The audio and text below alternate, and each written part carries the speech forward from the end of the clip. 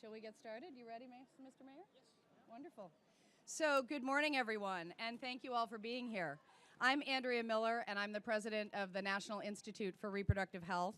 And I would like to start by thanking Mayor Lee, Director Garcia, who I believe is right behind me, and Supervisor Yee for joining us today, and I know we may be joined by some other tremendous elected officials here in San Francisco.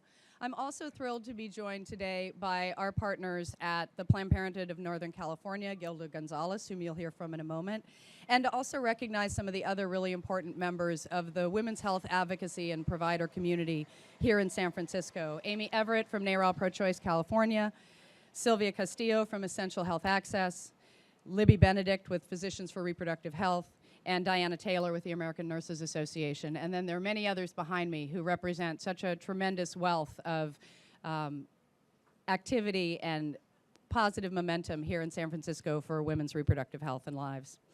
I love being in San Francisco. This is a beautiful city, and as I've been saying to everyone, she put on her prettiest dress for me today, and I appreciate it. It's just gorgeous here.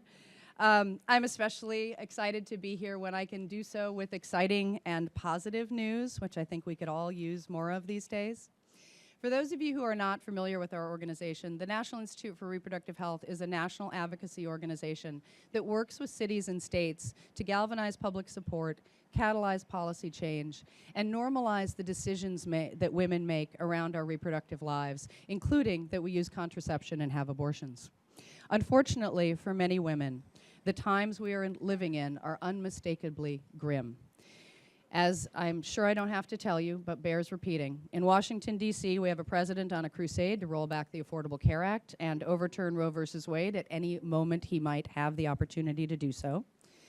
On Capitol Hill, just days ago, the House of Representatives once again attacked access to reproductive health care and rights by passing a new law that they hope will create a ban nationwide on abortions after 20 weeks.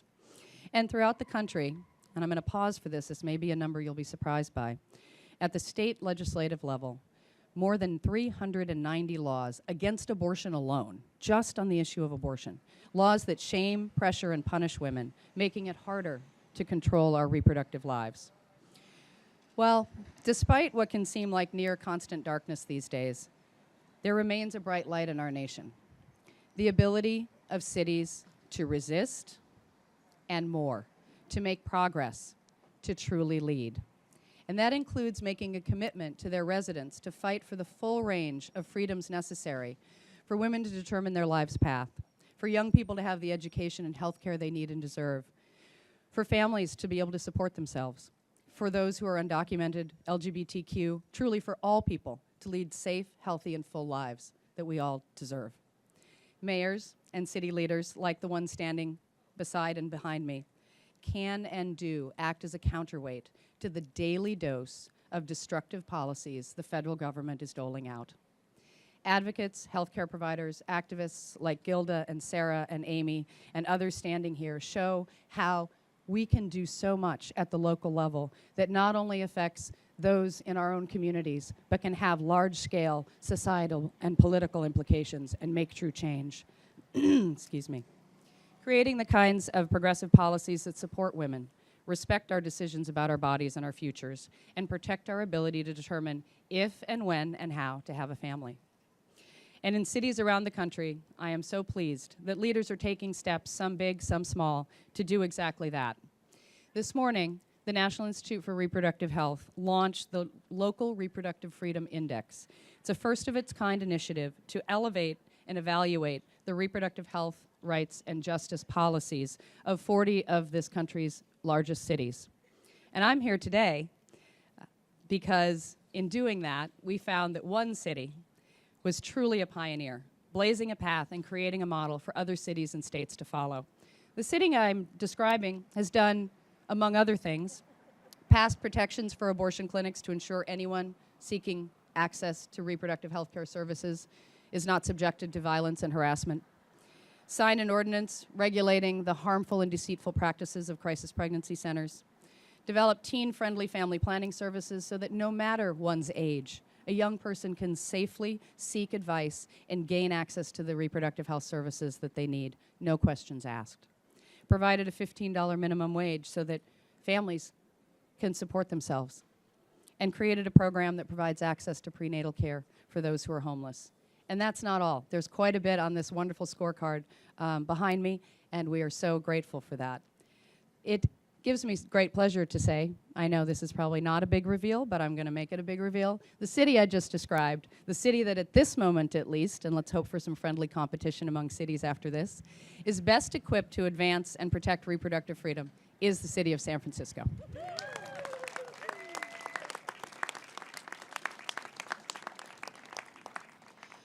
What's remarkable about what San Francisco is, has, and will be doing is that it not only improves the lives and health and well-being of the residents of this city, but its actions ripple out.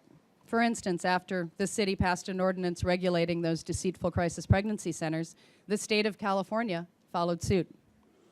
And knowing that so many people seek health care in urban settings, the impact of what San Francisco does to make those services available has ripple effects all across this state, and I would argue all across this country. But as much as I want to applaud, and we should applaud what San Francisco has done, there is more to be done. And one of the things I'm really struck by is that even in a city like this, you still have the kind of harassment and violence outside of reproductive health care clinics that should never happen anywhere, and that we really need to continue to address, especially in forward-looking cities like this. Thus, the leadership of Mayor Lee and Director Garcia and the Board of Supervisors is needed now more than ever. Their commitment to innovate, to advance reproductive freedom, is truly laudable. And by lifting up these innovations and this commitment, we hope to provide inspiration for other cities and a blueprint for them to follow. With that, it is truly my honor to introduce a leader who has fought to preserve and advance his city's legacy of promoting reproductive freedom, Mayor Ed Lee. Thank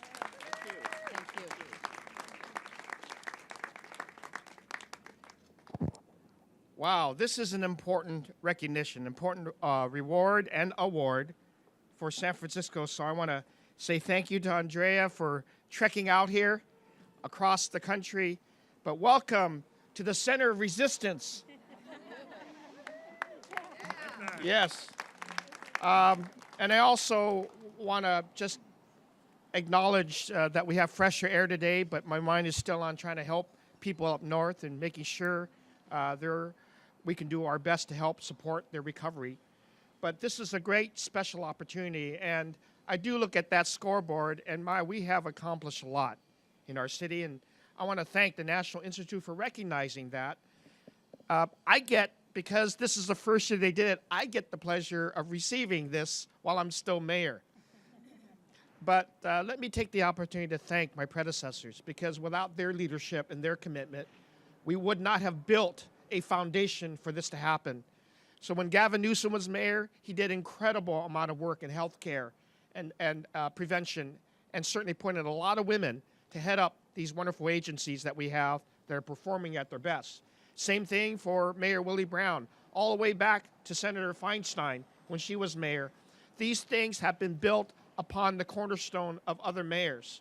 I say that because I don't want to take all the credit. I need to share that with everyone, because these are important milestones that you cannot accomplish in one term, but you've got to see a consistent foundation for this to happen. And Andrea is right. Given the sabotage and the gains that we have made nationally under the Affordable Care Act, we have to take on our whole next generation of things in order to protect what we have today. Our city does exemplify what it means to be at the forefront of reproductive health, reproductive rights, and reproductive justice. And not only do we provide the programs for prevention and health services, but we have a broad set of policies that other mayors and I have agreed on to make sure we continue to have and to implement. And I want to say a great partner in that is our entire Board of Supervisors. Our Norman's here, London Breed, Malia Cohen, Katie Tank, all of them, Jane Kim, all of them. We have a wonderful Board of Supervisors in the entirety to continue having policies and having an executive branch that agrees with those policies and implements them in an effective way. This offers us an opportunity to execute, I think, even more of these great policies in an effective way. So I want to congratulate the National Institute for taking this approach, because I also get the opportunity to thank New York and LA. We're not alone in this. They're doing a great job as well. Chicago and Philadelphia, these other places that recognize. Over 40 cities get to now hold themselves accountable to all the indexes and do better. And this is why we get to have this conversation, because the Institute, the National Institute, is trying to show facts, not just policies, not just pronouncements, but real facts about implementing these programs. And I say this with the credit to other mayors because since 2001, we have required businesses that contract with the city to provide comprehensive insurance to their employees, including a full suite of reproductive and maternity services. We've empowered and created safer environments for women of reproductive age through the Healthy Nail Salon program. That has been a real big icebreaker. Prenatal care for homeless women, access to health care regardless of immigration status or ability to pay, and teen-friendly family planning services, such as the New Generation Clinic in the Mission. You know, and after we passed this, we certainly focused on the crisis in prenatal centers and make sure that they were not going to be discriminatory in the way they produced their support. And as Andrea said, the state of California followed thereafter. And in the past few years, with the board's leadership and with my commitment as well, we passed family-friendly policies, even through our paid parental leave ordinances and laws that encourage breastfeeding. We know that the Trump administration is hostile. We know that, but we're not going to waste time just talking about how nasty that administration is. We're going to do something about it, and we are doing something about it. We are empowering women. We are supporting their rights. We're making sure our city is responsive to the justice that is required. And we don't do this alone as government. We do this because we have a great bevy of community service agencies that agree that we should do this in unison. So our community organizations like Planned Parenthood and the others are and will continue to be a beacon for safety and access in partnership with our local government. You know, I want to thank my colleagues at the board again, because without them, we wouldn't have the advanced legislative leadership that we have today. It is no surprise to you that we have such a good board because it's led by a woman. Okay, the Board of Supervisors President, London Breed. All right? I want to thank our health department for their ongoing efforts to create healthy environments, to implement all the things that the board, and to go beyond that, to give us facts and studies. It should be no surprise that the health department is led by a woman. All right? Are you kind of getting the theme here? And then, of course, I mentioned our effective community organizations like Planned Parenthood and the upcoming expansion of their services. Gilda, thank you for your leadership. It is no surprise. Planned Parenthood is led by a smart, dedicated, committed woman. All to say that when you put women in charge of critical services, you're going to get better results. I do believe that, okay?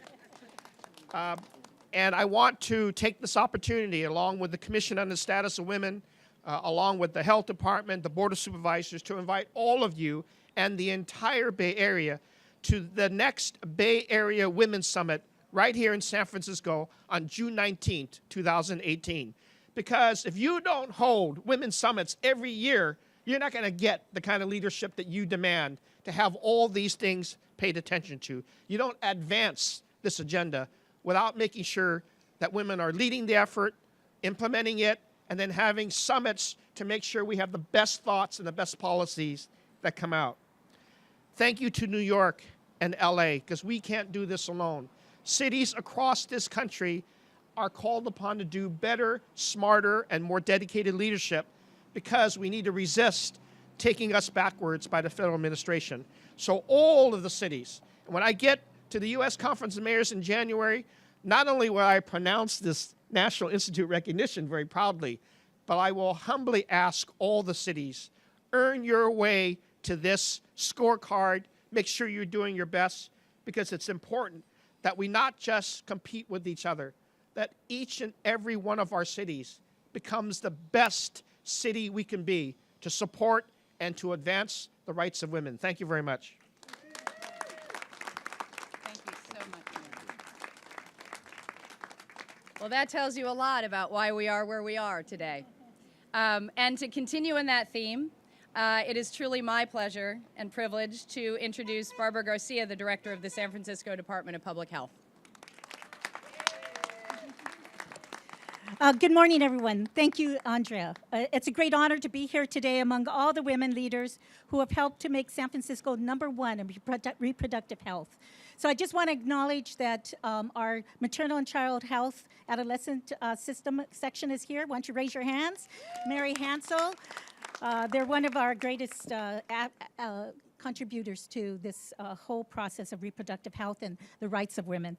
In San Francisco, we believe in access to health care for everyone, and that includes reproductive health care for all women, regardless of the immigration status or a lack of insurance. And for over 7 years, we have had Healthy San Francisco that was even before the ACA to ensure that we had full access for all to health care. But we're in a time when we must continue our advocacy and the fight for justice for women and our rights and our choices. And the San Francisco Department supports that by providing comprehensive world-class family planning services through our many clinics and Zuckerberg General Hospital to all women and girls. This includes birth control, prenatal care, teen-friendly family planning services, and safe access to abortions. Our city policies support breastfeeding and parental leave, giving parents support so that every baby has the best possible start in life. We're so proud of the good standing for San Franciscans overall as reflected in the new index, but we know there is more to do. We continue to commit ourselves to improve health care and reproductive health, particularly to women of color, like the Health Department's Black Infant Health Program that focuses on African-American families, and improving pregnancy, birth outcomes for all low-income women and women of color. Today's event inspires us to continue our commitment to reproductive health for all women and to improve our work closing health disparities so that all women can benefit equally.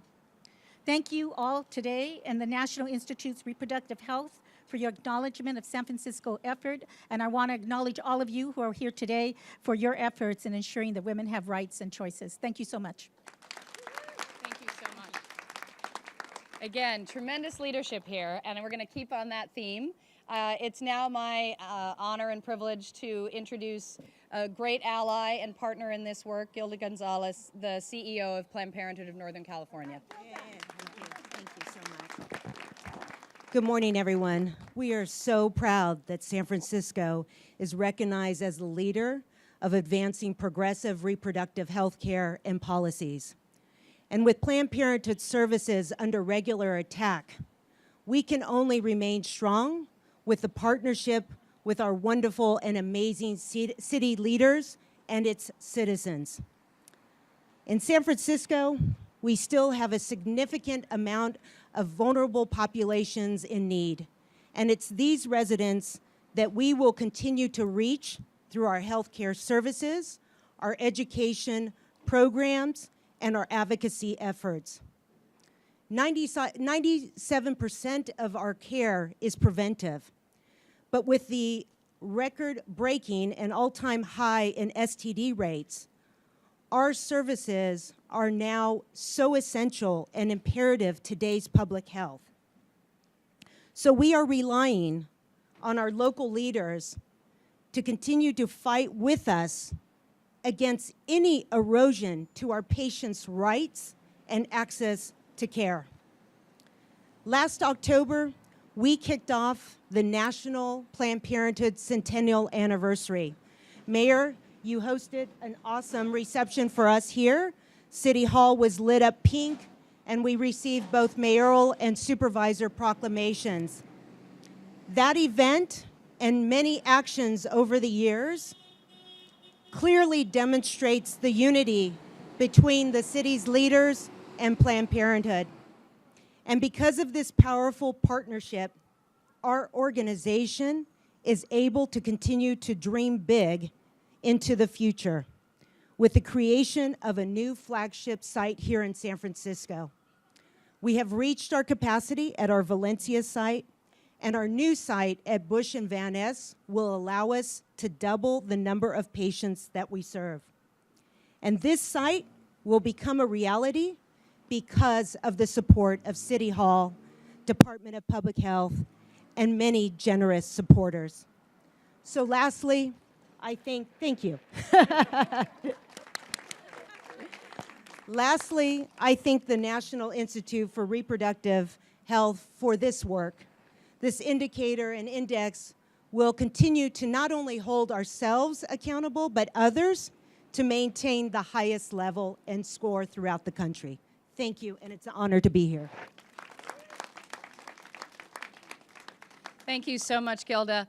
That's our speakers for the day, and I just wanted to thank everyone here for being here and to encourage us all to take this moment to celebrate San Francisco and to think big about how else San Francisco can truly lead in the future. I have absolute confidence the next time we do the scorecard for San Francisco, we're probably going to have to add new categories on the list, knowing how great this place is. Thank you again.